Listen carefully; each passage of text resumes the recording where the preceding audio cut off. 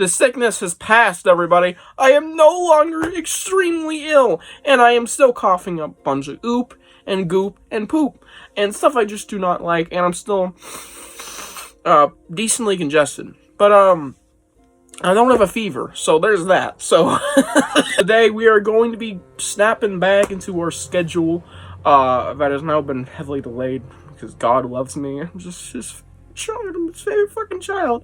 And today we're going to be reviewing Weekends at Poison Lake.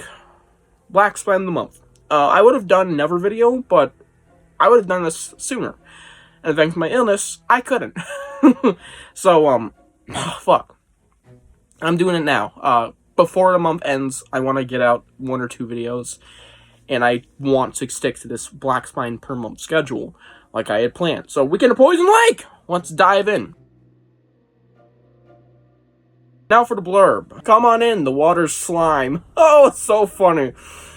It's the weekend, and your family's vacationing at an awesome lake. The water's cool, clear, and downright deadly. Rumor has it that the lake is filled with poison. Or are those aliens? And what's with that nasty smell? Better pick a lucky number, underlined for some reason, to help you out.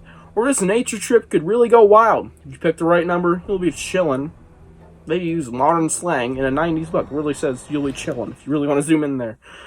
You'll be chilling on the beach without a care. But if your number's unlucky, you'll come face to face with evil jewel hunters, ice cream craving aliens, and all sorts of freaky wildlife. Freaky. The choice is yours in a scary Goosebumps adventure back and forth.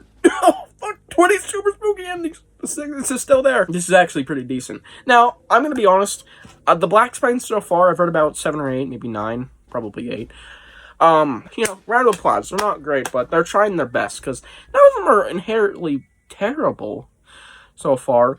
Some better than others, clearly. And this just so happens to be one of the better ones, even if it's flaws. But the flaws are minimal, but do, take away from specific parts of the story, but leave others alone to be the better, more great parts of the story.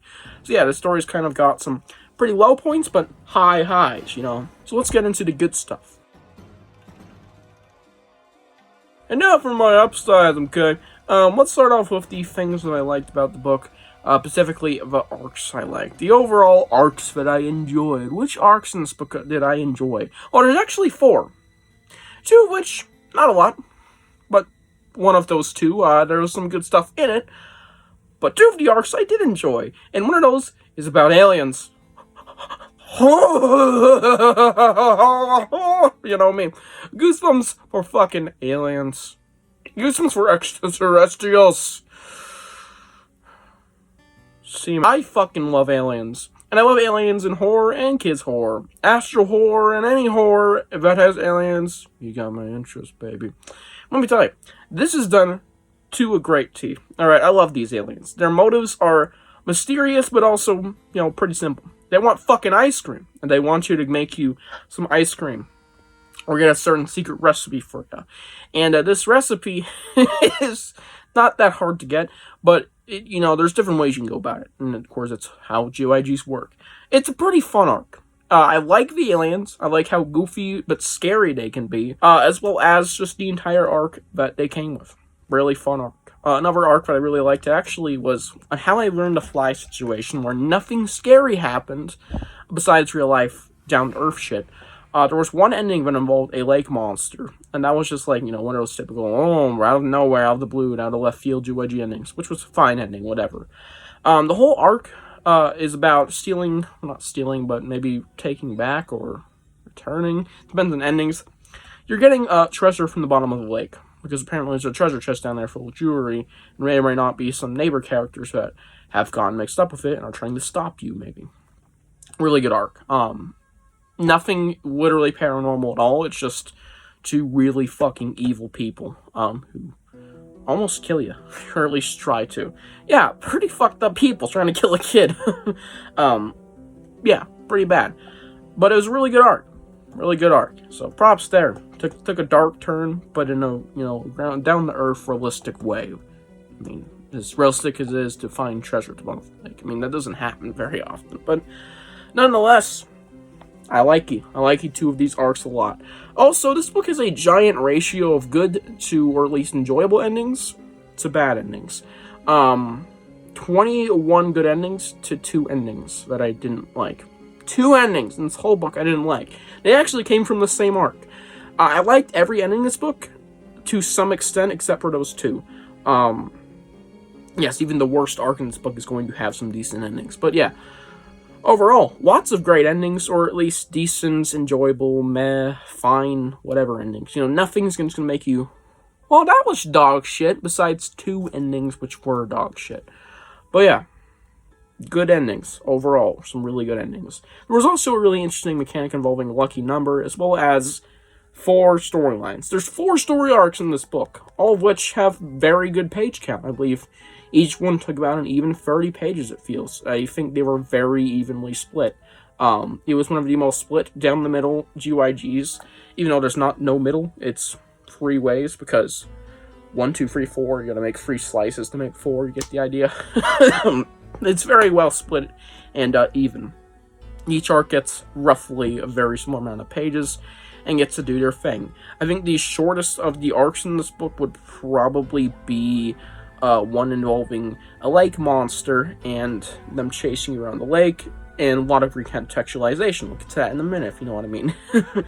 That was probably the shortest, but either way, all of them are decently long. That's good. That's really good. They're all relatively the same pace. And yeah, the lucky number thing was really weird, but I kind of dug it. This is a book that's more up the chance, which might not be your cup of tea. But for a GYG, I'm like, whatever. It works for the idea of the book. Like, I get that's the whole point. It's not just how it happens. It's not, oh, the author was just smoking weed and didn't know what to do, so pick a number between 1 and 10. No, it's kind of the whole joke of the book, or idea is that it's all up to chance. Pick it. You have to use your lucky numbers. So, yeah, pretty cool. So yeah, Weekend of Poison Lake, really good, but has a few flaws. All of my issues really come from the 2 arcs I didn't talk about. So let's talk about the biggest offender to this book, the sloggiest, doggiest pile of poo-poo.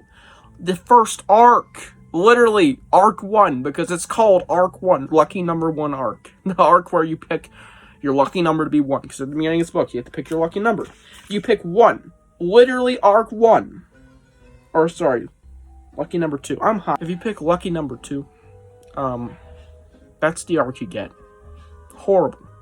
Horrible fucking arc. It's been there, done that type of bland dog shit. It is unbelievably fucking boring. It is not good at all. And I would highly recommend leaving that arc in the dust. Do not even touch it. So yeah, lucky number 2 arc. Don't get a pass from me. It's fucking dog shit. Don't even try that one. It's really nothing special. It is just one of the most bland, atrocious, uninteresting arcs in this entire book. And I started on that one. I was afraid this was going to be horrible, because I was excited for this book. But I knew aliens were coming up, but it was still like, wow, that was fucking terrible. After I finished that whole arc, I was just sitting there. That's fucking horrible. Can't wait for the rest of this. And it actually turned out to be a very decent book. Just that arc is really dog shit. Do not read lucky number 2 arc. If you want to be bored out of your fucking mind and read some nasty, uncomfortable descriptions of things you just don't want to read about, it's not even weird, it's just not comfortable and nice to read about. It's not what I want to read about. I don't think anybody wants to read about what is described on those pages. It's gross. It's uncomfortable. It makes you feel sticky. It makes you want to fucking take a shower. Yeah. Moving away from that arc, the Mossman arc with the Lake Legends and all these big fucking recontextualizations.